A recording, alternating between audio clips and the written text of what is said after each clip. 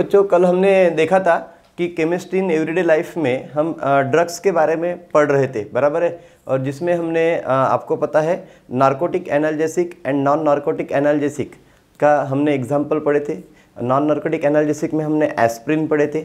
तो मैं आपको बता देता हूँ कि जो एस्प्रिन है वो मल्टीपर्पज़ ड्रग्स भी है। आपको पता है aspirin work as a antipyretic drugs also. What is mean by antipyretic drugs? Antipyretic drugs का मतलब होता है बुखार को कम करने वाली दवा। यानी हमको जो हाई फीवर वगैरह आता है उसको लोअर डाउन करने के लिए जो हम दवा खाते हैं उसको हम बोलते हैं एंटीपायरेटिक ड्रग्स। हमको बुखार आता है, क्यों आता है?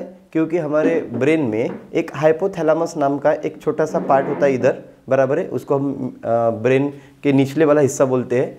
तो हाइपोथैलेमस हमारे बॉडी का थर्मो रेगुलेटर होता है, यानी हमारे बॉडी का टेम्परेचर वो कंट्रोल करता है, ठीक है।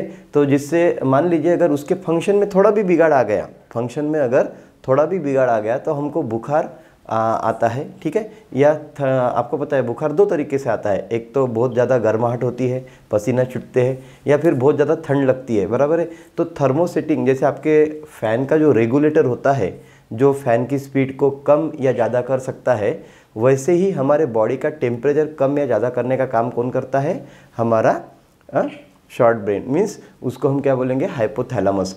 तो हाइपोथैलेमस के फंक्शन में अगर थोड़ा भी बिगाड़ आ गया तो हमारे बॉडी का टेम्परेचर कम या ज़्यादा हो सकता है।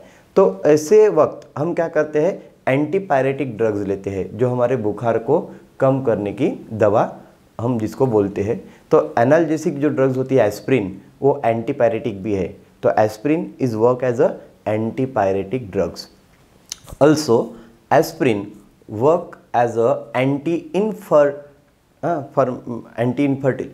इन्फर्मेंटेशन drugs. Means anti infertility drugs means हमारे को जैसे क्या होता है खुजली वगैरह आती है या अंदर से नहीं क्या जलन जैसी महसूस होती है, तो उस वक्त हम क्या कर सकते हैं? एस्प्रिन को ले सकते हैं। एंटी इन्फ्लेमेटरी ड्रग्स उसको हम बोल सकते हैं। उसके बाद हमारे को पता है घुटनों में दर्द वगैरह होता है जिसको हम रूमेटिज्म बोलते हैं, बराबर है। घुटनों का जो दर्द होता है उसको हम रूमेटिज्म बोलते हैं। और वो रूमेटिज्म को कम करने के लिए हम एंटी रूमेटिक ड्रग्स लेते हैं। तो aspirin is also work as a anti rheumatic drugs, बराबर है। तो एस्प्रिन एंटी रूमेटिक ड्रग्स करके भी वर्क होती है। उसके बाद आपको पता है किसी को हार्ट अटैक आता है, सडन हार्ट अटैक आता है, या फिर बेचैनी सी महसूस होती है हार्ट में, बराबर है। तो हार्ट अटैक आता है तो ब्लड क्लॉट हो जाता है, बराबर है, आर्टरीज में, इसलिए उनको हार्ट अटैक आता है। तो हार्ट अटैक को रोकने के लिए भी हम और ब्लड को डाइल्यूट करने के लिए भी एस्प्रिन का यूज़ करते हैं बेटा। जैसे एस्प्रिन का डेरिवेटिव होता है इकोस्प्रिन वगैरह, नहीं क्या यूज़ करते हैं हार्ट अटैक को रोकने के लिए। तो ये मल्टीपर्पज़ ड्रग्स के तौर पर हम एस्प्रिन को लेते हैं, पर वो एनाल्जेसिक टाइप के ड्रग्स है। और अगर इनको ज़्यादा लॉन्ग टर्म तक लिया तो मैंने आपको बताया कोई भी ड्रग्स हमारे लिए हेल्दी नहीं है।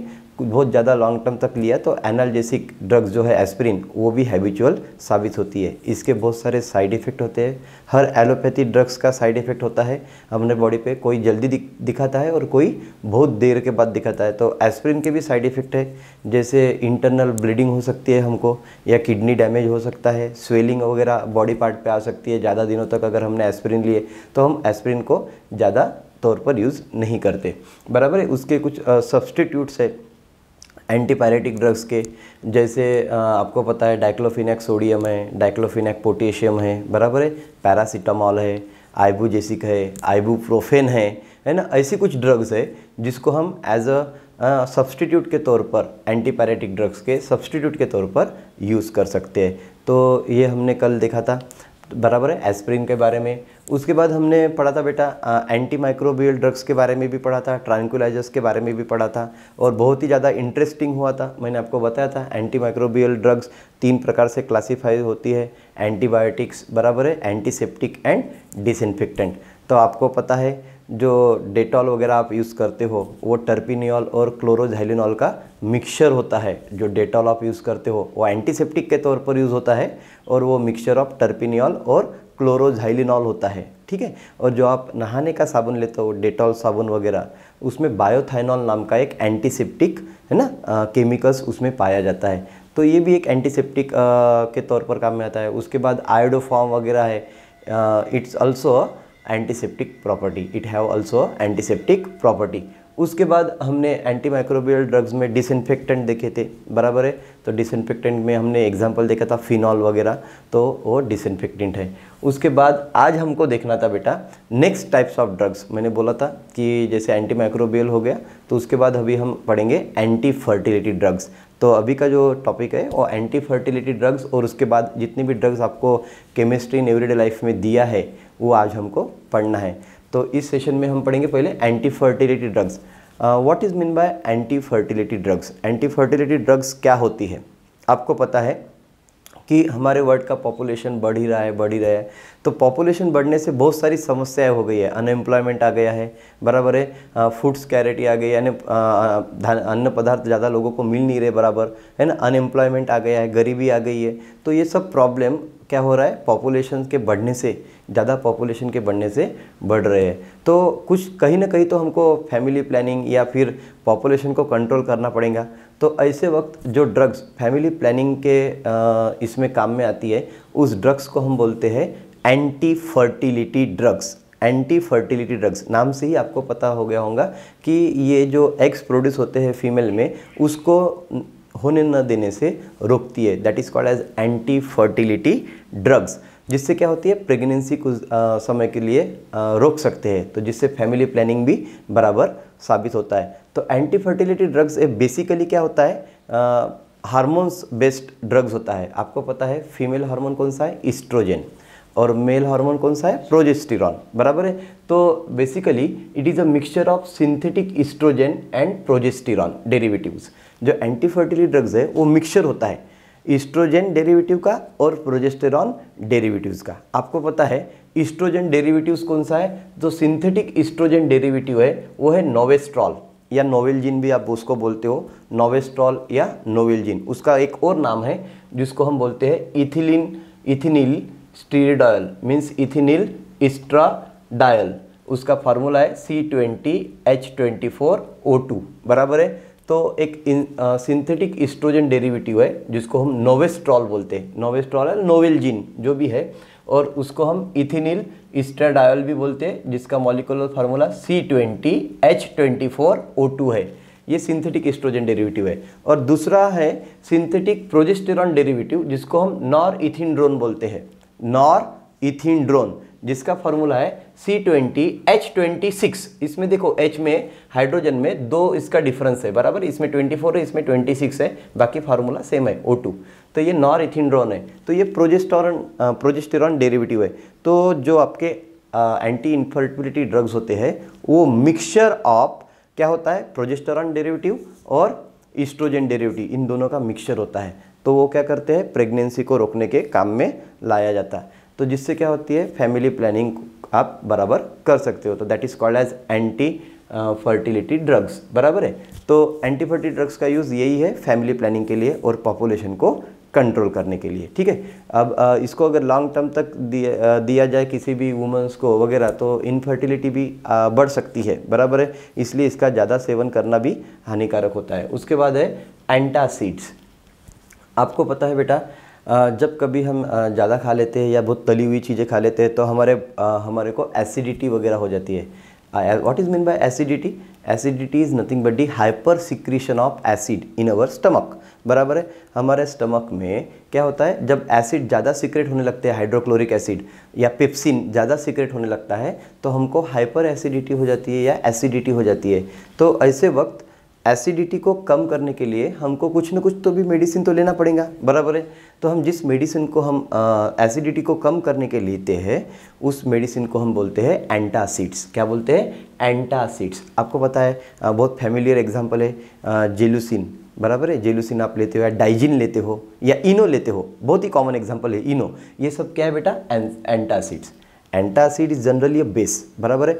एंटासिड बेसिक नेचर के होते हैं, बेस होते हैं। तो वो एसिड को क्या कर देंगे? हमारे स्टमक में न्यूट्रलाइज कर देंगे। तो स्टमक में जो रिएक्शन होंगी वो न्यूट्रलाइजेशन रिएक्शन हो जाएंगी। Acid combines with base form salt and water, तो वहाँ पे रिएक्शन होंगी।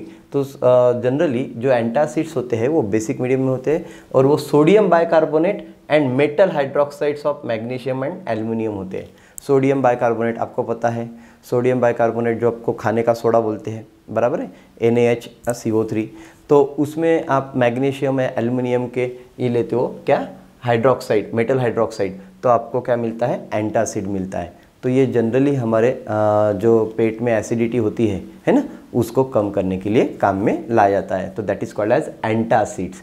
उसके बाद नेक्स्ट टाइप है एंटीहिस्टामाइन। पर आपको पता है बहुत सारे जनों को ये भी समस्या होती है कि उनको डेली एसिडिटी होती है। अब ये जो एंटासिड्स है ये परमानेंट इलाज नहीं है, बराबर है।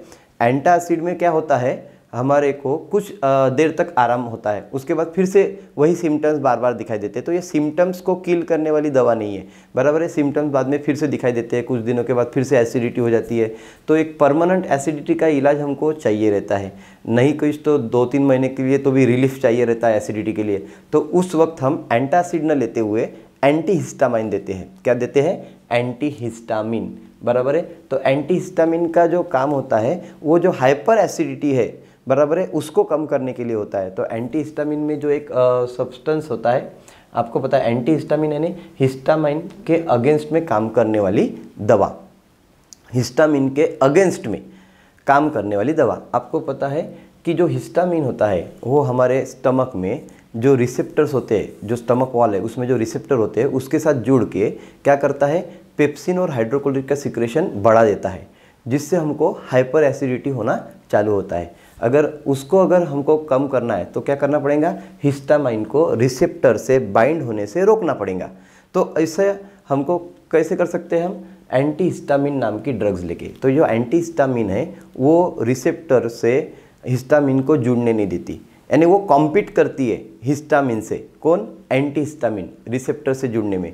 तो वो कंपटीशन में क्या होता है, एंटीहिस्टामिन जो मेडिसिन है वो रिसेप्टर से हिस्टामिन को बाइंड होने से रोकती है, जिससे हाइपर सिक्रेशन ऑफ एसिड रुक जाता है और एसिडिटी कंट्रोल हो जाती है। तो that is called as antihistamine drugs. अब उसके जो एग्जाम्पल है आपको मैं बता दूं, रेंटिडिन, ये बहुत ही कॉमन एग्जाम्पल है, जिनको हम रेंटेक भी बोलते हैं। रेंटेक मेडिसिन आप लेते हो, रेंटेक या रेंटिडिन है ना, या झिंकेट उसको बोलते हैं, झिंटेक, बराबर है। तो रेंटिडिन इज नथिंग बट झिंटेक, बराबर है। ये एक एग्जाम्पल है जो एंटीहिस्टामाइन का बहुत ही ज़्यादा फेमस एग्जाम्पल है। दूसरा एग्जाम्पल आप सिमिटिडिन दे सकते हो, सिमिटिडिन। सिमिटिडिन को हम टेगामेट भी बोलते हैं। क्या बोलते हैं, टेगामेट। ये सब कंपोजिशन में लिखा रहता है टेगामेट। या फिर टर्फेनाइडिन, टर्फेनाइडिन है, सेल्डन जिसको हम बोलते हैं, टर्फेनाइडिन, सेल्डन, ये भी हमारा क्या है, एंटीहिस्टामिन है। उसके बाद ब्रोमोफिनेरामाइन, ब्रोमोफिनेरामाइन जो है वो मेडिसिन भी हमारी एंटीहिस्टामाइन है, जिसको हम डिमिटैप बोलते हैं। मैंने इन सभी के दो नाम लिखा के दिए हैं, आप देख रहे हो, और ये सब पेपर में पूछे हुए हैं, MHT CET या नीट बेस्ड पूछे हुए हैं। जैसे ही अभी ये चैप्टर खत्म हो जाएगा मैं आपको क्वेश्चन आंसरिंग भी कैसे करते हैं इसके ऊपर, अभी तक नीट में किस तरह से क्वेश्चन पूछे वो सब बताने वाला हूँ और उसके आंसर भी बताने वाला हूँ। उसके बाद जो एंटीहिस्टामिन है ना बेटा, उसको पोटेंट वैसोडायलेटर बोलते हैं। एंटीहिस्टामिन ड्रग्स को हम पोटेंट वैसोडायलेटर बोलते हैं। पोटेंट वैसोडायलेटर का मतलब क्या होता है, आपको पता है, जो एंटीहिस्टामिन ड्रग्स होती है वो जो हमारे स्टमक वॉल को, जो स्मूथ मसल होती है उसको रिलैक्स कर देती, कॉन्ट्रैक्ट कर देती है, और जो ब्लड वेसल्स है ना उसको रिलैक्स कर देती है, जिससे क्या हो जाता है, जो एक्सक्रीशन ज़्यादा होने वाला है एसिड का या पेप्सिन का, वो रुक जाता है और रिसेप्टर हिस्टामिन से न जुड़ते हुए एंटीहिस्टामिन ड्रग से जुड़ जाता है। तो इस तरीके से हम उसको एंटीहिस्टामिन को पोटेंट वैसोडायलेटर ड्रग्स के नाम से भी पहचानते हैं। इसके ऊपर भी क्वेश्चन आया हुआ है, इसलिए मैंने ये पार्ट को भी इसमें बराबर आपको पॉइंट आउट करके दिया हुआ है। उसके बाद है बेटा, नेक्स्ट है केमिकल इन फूड। तो सबसे पहले आपको what is mean bye food preservation technique, ये भी पढ़ना पड़ेगा। आपको पता है जब समर होता है तो आपकी मम्मी क्या करती है, जो भी ग्रेन लाती है, गेहूँ या चावल, दाल, बराबर है, तो जो भी सीरियल्स है, गेहूँ है, तो उनको धूप में सुखाने के लिए रखती है। वो ऐसा क्यों करती है, आपको पता है, जो गेहूँ रहते हैं या सीरियल्स रहते हैं उसमें मॉइस्चर होता है, बराबर है, पानी होता है। अगर उसमें मॉइस्चर का कंटेंट ज़्यादा रहेगा तो वो गेहूँ वगैरह ख़राब होने के, है ना, उसमें फंगस लगने के चांसेस ज़्यादा होते हैं, क्योंकि उसमें माइक्रो ऑर्गेनिज्म की ग्रोथ बहुत ज़्यादा होती है। आपको पता है जितने भी माइक्रो ऑर्गेनिज्म है, बैक्टीरिया है, वो मॉइस्चर कंडीशन में ज़्यादा जल्दी पनपते हैं। तो मॉइस्चर को निकालने के लिए आपकी मम्मी क्या करती है, वो सीरियल को या उस गेहूँ को सुखाती है, ड्राई करती है। तो उससे मॉइस्चर ख़त्म हो जाता है। तो मॉइस्चर कम होने से क्या हो जाता है, उसमें माइक्रो ऑर्गेनिज्म की ग्रोथ वगैरह नहीं हो सकती और वो ज़्यादा दिनों तक टिक सकते हैं, बराबर है। तो प्रिजर्वेशन ऑफ फूड का मतलब ये होता है कि किसी भी खाद्य पदार्थों को या फूड को बहुत दिनों तक सुरक्षित रखना, यानी उसकी शेल्फ लाइफ को बढ़ाना, बराबर है। उसको बहुत ही अच्छे तौर पर क्या करना, प्रिजर्व करके रखना, that is nothing but food preservation. तो फूड प्रिजर्वेशन टेक्निक दो प्रकार से यूज़ होती है, एक है फिजिकल फूड प्रिजर्वेशन और एक है केमिकल फूड प्रिजर्वेशन। तो आपकी जो मम्मी उसको धूप में सुखाती है तो वो एक फिजिकल फूड प्रिजर्वेशन टेक्निक में आता है, बराबर है, जिसमें ड्राइंग आता है, कूलिंग आता है, बराबर है, या फिर बाय रेडिएशंस के द्वारा भी आप अल्ट्रावायलेट रेडिएशंस यूज़ करके या आयनाइजेशन को यूज़ करके आप क्या करते हो, फूड में जो ग्रोथ हो रही है माइक्रो ऑर्गेनिज्म की या बैक्टीरिया की उसको रोक देते हो। That is called as physical food preservation technique, जिसमें पाश्चराइजेशन वगैरह सब आ गया बेटा, है ना, फ्रीजिंग वगैरह, हाँ, तो ये सब फूड प्रिजर्वेशन में आ गया, food preservation physical food preservation technique में। दूसरा एक फूड प्रिजर्वेशन टेक्निक है केमिकल फूड प्रिजर्वेशन।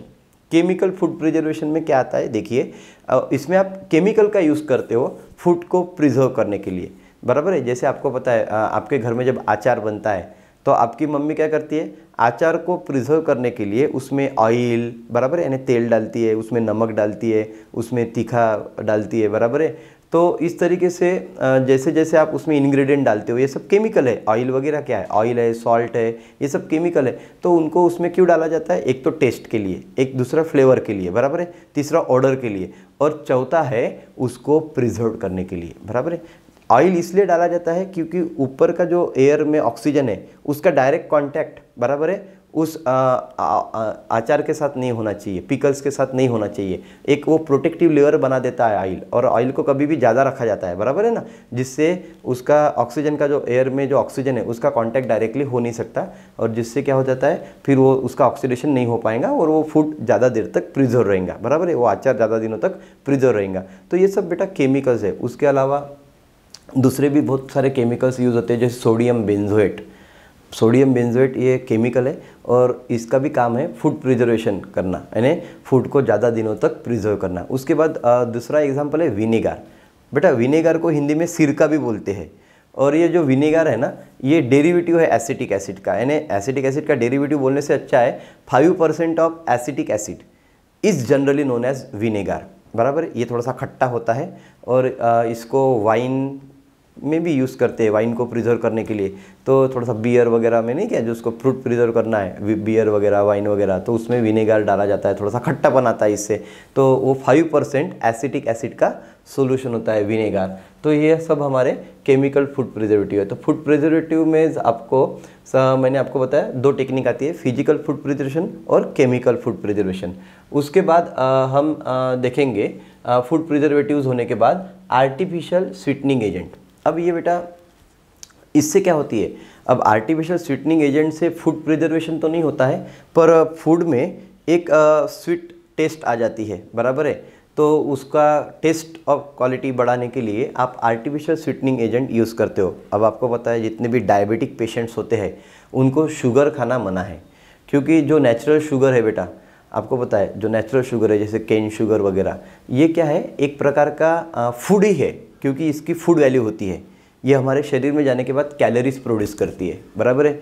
और डायबिटिक पेशेंट के लिए ज़्यादा कैलोरी का फूड खाना यानी रिस्की हो जाता है, बराबर है। तो शुगर से ज़्यादा कैलोरीज मिलती है, केन शुगर से वगैरह ज़्यादा कैलोरी मिलती है, तो वो कैलोरीज नहीं बनना चाहिए ज़्यादा, और आपको टेस्ट भी स्वीट रहनी चाहिए। इसलिए केन शुगर के अलावा आप उसमें उसका कुछ अलग टेस्ट वाला यानी मीठा सब्सटेंस आप क्या करते हो, फूड में डालते हो, जो केमिकली बना हुआ होता है, जिसको हम क्या बोलते हैं, आर्टिफिशियल स्वीटनिंग एजेंट। क्या बोलते हैं, आर्टिफिशियल स्वीटनिंग एजेंट। इसकी खोज किसने की थी, एक कॉन्स्टेंटिनल फॉलबर्ग नाम के साइंटिस्ट है और एक ईरा रामसेन करके साइंटिस्ट है। इन्होंने सबसे पहला आर्टिफिशियल स्वीटनिंग एजेंट खोजा, जिसका नाम था सैकरिन। क्या नाम था, सैकरिन। तो जो सैकरिन है बेटा, उसका मॉलिक्यूलर फार्मूला है C7H5SNO3, बराबर है, that is called as saccharin. ये जो सैकरिन होता है ना, ये 550 गुना ज़्यादा मीठा होता है केन शुगर से, यानी आप जो घर में शक्कर खाते हो उससे 550 गुना ज़्यादा मीठा अगर कोई रहता है तो वो क्या है, सैक्रिन। और ये आर्टिफिशियल स्वीटनिंग एजेंट है। इसका फूड वैल्यू 0 होता है, यानी इससे कोई खाने से कैलोरीज नहीं बढ़ती है, बट फूड में एक मिठास आ जाती है जो शक्कर जैसी मिठास को प्रोड्यूस करती है, बराबर है। तो that is called as artificial sweetening agent. The best example is saccharin. पर ये जो सैकरिन है ये कोल्ड फूड में यूज़ करते हैं ज़्यादा, यानी उसको हाई टेम्परेचर पे ये क्या हो जाता है, थोड़ा सा अनस्टेबल हो जाता है। और ज़्यादा कॉन्सेंट्रेशन अगर सैकरिन का हो गया फूड में तो वो फिर फूड थोड़ा सा बिटर इन टेस्ट, थोड़ा सा कड़वाहट जैसे लगता है। आपने देखा होगा, आप जब बाज़ार से कोई इसेंस लाते हो, मार्केट से इसेंस लाते हो ना, इसेंस फ्लेवरिंग एजेंट लाते हो, अगर वो थोड़ा भी ज़्यादा हो गया तो वो फूड की जो टेस्ट है वो बिटर हो जाती है, बराबर है। जैसे वैनिला इसेंस वगैरह आप आइसक्रीम बनाने के लिए लाते हो, और अगर वो थोड़ा भी ज़्यादा हो गया फूड में तो उसकी जो टेस्ट है वो थोड़ी सी बिटर टेस्ट हो जाती है। खट्टी तो नहीं बोल सकते, तुरट टेस्ट उसको बोलते हैं, बिटर टेस्ट बोलते हैं, तो वो आ जाती है। तो उसको कॉन्सेंट्रेशन ज़्यादा बढ़ने से होता है, तो इसको थोड़ा सा यूज़ करना पड़ता है क्योंकि ये शक्कर से 550 गुना ज़्यादा स्वीट होता है, बराबर है। और ये केमिकल है, तो केमिकल ज़्यादा दिनों तक लो तो उसके कुछ ना कुछ तो साइड इफ़ेक्ट आपको होते ही है, ठीक है। तो उसके बाद दूसरा आर्टिफिशियल स्वीटनिंग एजेंट है हमारा अस्पार्टेम। बेटा इसके ऊपर नीट में 2017 में क्वेश्चन भी पूछा था अस्पार्टेम में। तो ये अस्पार्टेम क्या है, आर्टिफिशियल स्वीटनिंग एजेंट है, और इसका जो फार्मूला है C14H18N2O5, ये मॉलिक्यूलर फार्मूला है अस्पार्टेम का, ठीक है। और ये 100 गुना ज़्यादा मीठा होता है शुगर से, 100 गुना ज़्यादा मीठा होता है। देखिए इसका मिठास तो कम है, पर इसको हम क्या कर सकते हैं, कोल्ड फूड में, ज़्यादातर कोल्ड फूड्स में जैसे आइसक्रीम वगैरह में आप अस्पार्टेम को यूज़ कर सकते हो। तो ये सिर्फ कोल्ड फूड्स के लिए बना हुआ है, ठीक है। तो कोल्ड कंडीशन में आप अस्पार्टेम यूज़ करते हो आर्टिफिशियल स्वीटनिंग एजेंट के तौर पर। उसके बाद है सुक्रोलोज। सुक्रोलोज ये भी आपका आर्टिफिशियल स्वीटनिंग एजेंट है। इसमें ये जनरली क्या है, ट्राइक्लोरो डेरिवेटिव्स ऑफ सुक्रोज है। आपको पता है सुक्रोज ये क्या है, डाइसैकेराइड्स है। तो सुक्रोज का ट्राइक्लोरो डेरिवेटिव है सुक्रोज का, जिसको हम बोलते हैं सुक्रुलोज। क्या बोलते हैं, सुक्रुलोज। और इसका फार्मूला है C12H19Cl3O8, बराबर है। ये 600 गुना ज़्यादा मीठा होता है शक्कर से, 600 गुना। आप इमेजिन करो 600 गुना ज़्यादा मीठा, ठीक है। उसके बाद है लास्ट वाला एग्जाम्पल अलीटेम। अलीटेम ये भी आपका आर्टिफिशियल स्वीटनिंग एजेंट है। और अलीटेम की खासियत ये है कि इसका मॉलिक्यूलर फार्मूला C14H25N3, देखिए N3O4S, ठीक है। ये मॉलिक्यूलर फार्मूला है, और इसकी सबसे बड़ी खासियत ये है कि ये हायर टेम्परेचर पे भी क्या है, अनस्टेबल नहीं होता है, यानी हायर टेम्परेचर पे ये स्टेबल रहता है। तो इसको हॉट फूड में भी यूज़ कर सकते हो अलीटेम को। और ये सबसे ज़्यादा मीठा होता है, 2000 गुना ज़्यादा मीठा होता है कॉमन शुगर से। जो आप शुगर खाते हो ना, उससे 2000 गुना ज़्यादा मीठा होता है। तो और ये हाई टेम्परेचर पे यूज़ होता है, तो इसको आप हॉट फूड में भी यूज़ कर सकते हो, बराबर है। उसके बाद है थर्ड एग्जाम्पल है एंटीऑक्सीडेंट। किसका, केमिकल फूड प्रिजर्वेशन में थर्ड जो हम देख रहे हैं सब फूड, वो है एंटीऑक्सीडेंट। अब ये एंटीऑक्सीडेंट क्या होता है, थोड़ा सा अब आराम से समझ लेंगे। सबसे पहले आपको पता है बेटा ऑक्सीडेशन से क्या होता है। Oxidation is nothing but the combustion.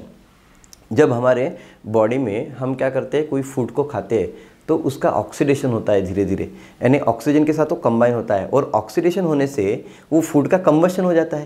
यानी इसका मतलब है वहाँ पे ऑक्सीजन यूज़ होता है और कार्बन डाइऑक्साइड प्रोड्यूस होता है। और जब ये होता है तो उसमें एनर्जी भी प्रोड्यूस होती है। जब कभी फूड का ऑक्सीडेशन होता है बेटा, तो उसमें रेडिकल्स निकलते हैं। क्या निकलते हैं, रेडिकल्स। और वो रेडिकल्स जितने ज़्यादा निकलेंगे है ना, उतना वो फूड क्या हो जाएगा, डिग्रेडेड हो जाएगा, तो उसकी वो वैल्यू कम हो जाएगी फूड की। तो देखिए मैं आपको बता रहा था एंटीऑक्सीडेंट का काम क्या होता है, सबसे पहले देख लेंगे। तो जो भी हमारे बॉडी में या फूड में जो भी फ्री रेडिकल जनरेट होंगे because of the oxidation of that oil and fats और फूड, तो जो भी रेडिकल्स निकलेंगे उस रेडिकल्स को रोकने के लिए हमको क्या करना पड़ेगा, एंटीऑक्सीडेंट नाम का है ना मेडिसिन लेना पड़ेगा, या फिर वो फूड सब्सटेंस यूज़ करना पड़ेगा जो रेडिकल को रोक सकता है। तो होता क्या है, जब हम एंटीऑक्सीडेंट लेते हैं तो एंटीऑक्सीडेंट उस रेडिकल के साथ मिलके उसका ऑक्सीडेशन होने से रोकते हैं, रेडिकल से जो हमारे फर्दर ऑक्सीडेशन होने वाला है बॉडी से उसको रोक देते हैं, और खुद जाके ये रेडिकल के तौर पर काम करते हैं, और खुद जाके वो क्या करते हैं, उस ऑक्सीजन के साथ कंबाइन हो जाते हैं और क्या बनाते हैं, BHA या BHT जैसे आपने एंटीऑक्सीडेंट यूज़ किया है तो उसका रेडिकल बनाते हैं। अब इसमें बेंजीन रिंग होती है, आप देख रहे हो दोनों इसमें बेंजीन रिंग है। ब्यूटिलेटेड हाइड्रोक्सीटोलिन ये भी आपका एंटीऑक्सीडेंट है, और BHA ब्यूटिलेटेड हाइड्रोक्सी एनिजोल ये भी आपका एंटीऑक्सीडेंट है। दोनों इसमें आपको बेंजीन रिंग दिख रही है। ये बेंजीन रिंग क्या कर देती है, जो इससे रेडिकल बनता है BHA रेडिकल या BHT रेडिकल, ये रेडिकल को स्टेबलाइज कर देती है, बराबर है। तो ये ज़्यादा स्टेबल होते हैं फ्री रेडिकल से। तो फ्री रेडिकल की जो चेन है, जो चेन होने वाली है आपके शरीर में, जो ऑक्सीडेशन होने वाला है या फूड में ऑक्सीडेशन होने वाला है, ऑयल या फैट्स में ऑक्सीडेशन होने वाला है, उस चेन को रोक देती है, बराबर है। तो एंटीऑक्सीडेंट का बेसिक नेचर ये है, बेसिक काम ये है कि जो ऑयल और फैट का जो डिग्रेडेशन होने वाला है, डिटोरेशन होने वाला है, उसको रोकना, बराबर है। तो उसमें जो फ्री रेडिकल होते हैं उसको ट्रैप करना, that is nothing but the antioxidant. आपको पता है, आप घर में डेली एंटीऑक्सीडेंट का यूज़ करते हो पर आपको पता नहीं है। आप जब काली चाय पीते हो ना, उसमें एंटीऑक्सीडेंट होता है। एंटीऑक्सीडेंट काली चाय में पाया जाता है क्योंकि उसमें कैफीन होता है। तो caffeine is work as a antioxidant in our body, बराबर है। तो एंटीऑक्सीडेंट से क्या होता है, आप पोमीग्रेनेट देखते हो, जिसको आप डाळिंब बोलते हो, बराबर है। तो पोमीग्रेनेट में भी क्या होता है बेटा, एंटीऑक्सीडेंट होता है। उसको ज़्यादा खाओगे आप तो आप बहुत दिनों तक यंग दिखाई दोगे, बराबर है। इसलिए बोलते हैं कि पोमीग्रेनेट खाना चाहिए। तो उसके बाद एंटीऑक्सीडेंट क्या होता है, ऑक्सीडेटिव डिटोरेशन ऑफ फूड को क्या करता है, रोक देता है। Means it retards the oxidative deterioration of food. ध्यान में रखना, ये पूछा है, antioxidants retards the oxidative deterioration of food. For example, butylated hydroxytoluene is work as a antioxidant, या फिर butylated hydroxy anisole is also work as a antioxidant. Another example of antioxidant is nothing but the sulphur dioxide and sulphate, बराबर है। ये भी use हम करते हैं antioxidant के तौर पर। तो सबसे पहले हम देखेंगे ब्यूटिलेटेड हाइड्रोक्सीटोलिन। ब्यूटिलेटेड हाइड्रोक्सीटोलिन में बेटा देखिए, टोलिन का तो फार्मूला आपको पता है, बेंजीन रिंग के साथ CH3 होता है तो वो टोलिन होता है, और CH3 के साथ OH भी जुड़ा हुआ है ऊपर, बराबर है, अपोजिट में। तो वो ब्यूटिलेटेड हाइड्रोक्सी हो गया, हाइड्रोक्सीटोलिन। तो ये ब्यूटिलेटेड छोड़ दो तो ये हाइड्रोक्सीटोलिन हो गया। अब बाद में ब्यूटिल ग्रुप जोड़ दिया आपने दोनों तरफ, तो ये क्या बन गया, ब्यूटिलेटेड हाइड्रोक्सीटोलिन, बराबर है। तो ब्यूटिलेटेड हाइड्रोक्सीटोलिन का मेन यूज़ है कि फूड को ऑर्डर, कलर और फ्लेवर बनाए रखना। तो ये बेसिकली एंटीऑक्सीडेंट के तौर पर काम में आता है। और फूड में जो फैट्स और ऑयल का जो रेंसिडिटी होता है उससे एक अलग टेस्ट आ जाती है, फ्लेवर बदल जाता है, टेस्ट बदल जाती है, या फूड का कलर बदल जाता है। तो उनको रोकने के लिए वो नहीं होना चाहिए। फूड का कलर अच्छा रहना चाहिए, उसकी टेस्ट अच्छी रहनी चाहिए, उसका फ्लेवर अच्छा रहना चाहिए। ये सब अच्छा रखने के लिए हम फूड में क्या करते हैं बेटा, BHT ब्यूटिलेटेड हाइड्रोक्सीटोलिन को ऐड करते हैं, बराबर है। उसके बाद हम देखेंगे BHA butylated hydroxy anisole, butylated hydroxy anisole देखेंगे। अब ये जो ब्यूटिलेटेड हाइड्रोक्सी एनिजोल है बेटा, इसमें आपको ध्यान में रखना है कि यहाँ पे मिथिल नहीं है, OCH3 ग्रुप है, बराबर है। मिथिल के अलावा यहाँ पे क्या है, OCH3, बराबर है। बाकी तो यहाँ पे एक ब्यूटिलेटेड ग्रुप अटैच है और एक OH है। तो ये ब्यूटिलेटेड हाइड्रोक्सी एनिजोल, बराबर है। ये कहाँ पे यूज़ होता है, डेयरी प्रोडक्ट में। जनरली डेयरी प्रोडक्ट में जैसे बटर है, बराबर है, बटर को अच्छा रखना है, वो रेंसिड नहीं होना चाहिए, तो उसमें हम BHA ऐड करते हैं। या फिर आप मार्केट से जो मटन लाते हो मीट में, बहुत दिनों तक उसको अगर से अच्छा रखना है तो उसमें भी डाला जाता है BHA। या फिर आप देखते हो बियर, वाइन वगैरह जो है, snack food, baked food, chewing gum या रबर प्रोडक्ट जो भी आप यूज़ करते हो, उसमें भी ब्यूटिलेटेड हाइड्रोक्सी एनिजोल को ऐड करते हैं, ठीक है। तो इस तरीके से बेसिकली हम एंटीऑक्सीडेंट में BHT और BHA को ज़्यादा इंपॉर्टेंस देते हैं, पर sulphur dioxide is also used as a antioxidant, बराबर है। वाइन जब बनती है ना तो उसमें सल्फर डाइऑक्साइड गैस को पास कर देते हैं। या फ्रूट जूस जो बनते हैं, जो आप फ्रूटी वगैरह पीते हो, फ्रूट जूस पीते हो, तो वो फ्रूट जूस में भी क्या होता है, सल्फर डाइऑक्साइड को ऐड करते हैं। या जो आप मार्केट से अचार वगैरह लाते हो, पिकल्स वगैरह, उसमें भी सल्फर डाइऑक्साइड, सल्फेट है ना, के सॉल्ट रहते हैं। तो इस तरीके से बेटा यहाँ पे एक पार्ट आपका जो है एंटी फर्टिलिटी ड्रग्स, बराबर है, या उसके बाद केमिकल फूड प्रिजर्वेशन और उसके बाद एंटीऑक्सीडेंट, ये हमने क्लोज कर दिया।